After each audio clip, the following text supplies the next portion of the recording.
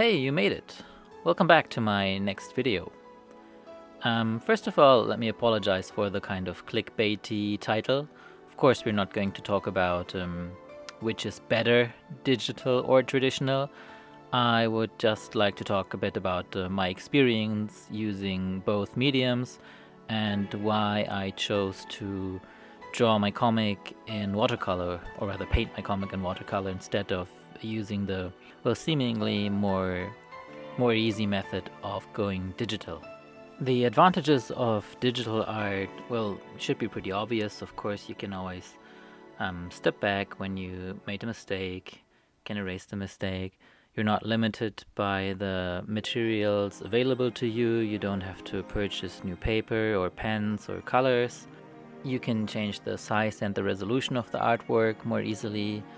You can get it ready for printing more quickly. You don't have to scan it and adjust the colors and do some post-processing editing to it. So yeah, the benefits of working completely digitally are pretty obvious, I'd say. So in comparison, what are the benefits of working traditionally, and why did I decide to make a watercolor comic instead of a digital one? Well, to put it simply, it's mostly a stylistic choice. Obviously, working traditionally, working in watercolors or any other traditional medium will result in a different look than if you work digitally. And just speaking for myself, I personally couldn't really recreate the watercolor look accurately on the computer with a pen tablet.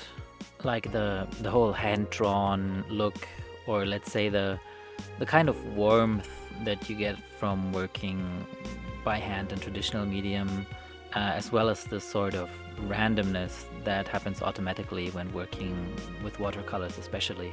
So when you're working traditionally, it means that you're actually working with a real physical medium, like actual pigments of the color, the coarseness and roughness of the paper, the tools in your hand, and these will always create some kind of unforeseen randomness. So each panel, each square inch will look a bit different. They will always have a kind of different color tone, shifting some values here and there. Even in the same characters, the colors will be a bit different. But to me, all these, let's say, little variations, they just make the image appear more alive. It's yeah, the hand of the artist really comes through, and even in these little mistakes, like shifting color tones, shifting values, I don't know, shifting sizes of the eyes or the ears here and there, and these inconsistencies are actually creating some sort of, let's say, appeal, human appeal, warmth, however you want to call it. And I just find that working traditionally, these things happen at random. They happen by chance, and because you don't have a redo button, you can't go a step back. You're stuck with whatever is there, unless you want to go and redraw it, repaint the whole panel or the page, which I also do from time to time when I'm just really not happy with the result. Also happens. But most of these other effects that you get are just done by pure chance, more or less, and how much pigments you load the brush with, how much water you use, how you draw the line with your pen, and so on. And I find that many digital artists, they draw the same line over and over again and do Ctrl-Z, draw until they have the perfect line. But it's kind of this perfectness that makes it look a bit static or stale. Of course, there are ways to counter this flat digital look, and good digital artists will know ways how to work around this kind of staleness. But when working digitally, this has to be done consciously. You can apply, of course, different kinds of pressure with your pen tablet, but other than that, you would have to manipulate your brush settings, maybe use textured brushes or apply textures later on, and just all of it has to be done consciously. And in traditional media, it's more like these happy accidents, right? Again, I'm not saying that digital art is bad or boring or has a boring look to it or whatever. Of course, I also used to work digitally mostly, and I just started using watercolors for this project, simply out of personal preference mostly. And yeah, there are many kinds of different digital styles as well. Some artworks look really, really great. Some artists make amazing use of textures or of custom brushes or whatever, or just skilled enough to get a really cool look. I'm just saying that all these effects happen naturally when you're working in traditional media like watercolor, but have to be done with an effort and consciously when you're working digitally. So at least in that aspect, working digitally might not even necessarily have to be easier than working traditionally, because the material makes these choices for you to a certain degree. Also, again, just speaking for myself, I find working traditionally with actual tools in my hand to be so much more relaxing than sitting in front of the computer again. All of us are spending so much time in front of our computers or TVs or with our phones in our hand already, that it's a really nice change to be working with actual tools in your hand, to have a finished physical product in front of you when you're done at the end of the day, and that you're not just transitioning from your working application on your computer to your YouTube or Netflix. And it just makes the transition from work time to leisure time feel a bit more, well, real. But yeah, just simply applying the actual physical colors to paper is a really nice feeling. It's really relaxing in and of itself.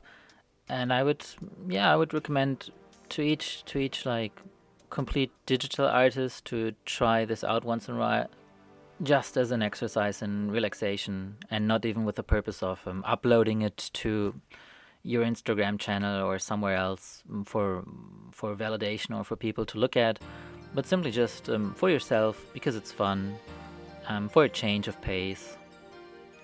Well, in the end, of course, it all comes down to personal preference, right? And I also believe that for individual single illustrations, working digitally is probably most beneficial, but I just thought that for a long comic, for a graphic novel, sequential art like this, when you have to spend a lot of time in this world and with these characters, this kind of like warm, handmade feel is a bit more enticing and more fun to look at. And looking at this, the paper textures, the little variations in color, it's just more interesting for the eye, and you don't get so much like fatigue, don't get the feeling of sameness that you might get from comic pages that are colored digitally, where each page kind of looks the same and you just brush across them. At least I found that many comics would actually benefit from a black and white ink look, so that you can appreciate the line work more, and not from this kind of fast-paced digital coloring where everything kind of looks the same. I mean, it's not even really realistic that somebody's clothes or skin have the exact same color tone on every page, right? It really depends on the light in the room, on the light outside, and so on. That's why I also, for my main character cat, Yago, who's got like a kind of purple toned fur, I don't use the violet straight from the pan, from the colors. I mix a kind of brownish red and a blue to get this tone, so that I can kind of adjust the variation of the pigments in that depending on the lightening of the scene. So at this page here, it's an evening scene, so I put a bit more red brownish into the tone, so the skin is a bit darker, or the fur is a bit darker. But yeah, in the end, I'm neither a traditional artist nor a digital artist. I just mix both things depending on the project I'm working on and what I feel is best at the moment, really. There's more to add to the conversation regarding this topic of digital versus traditional, I'm sure, but I like I said, I didn't want this to be a showdown to find out which is better, but just to provide some insight into my thoughts and why I went with traditional media instead of digital, because most people tend to be pretty surprised when they see that I'm making a, let's say, bigger project and working in it slowly and traditionally, and kind of going against the current, well, status quo where most artists tend to work digitally or prefer to work digitally when it comes to comics or manga. So, what do you think? Which do you prefer? Digital art, traditional art, digital comics, traditional comic? Leave a comment below the video and hit that like button and all that junk. Well, or just do whatever you want. Anyway, thanks for sticking around until the end, and I see you next time. Bye.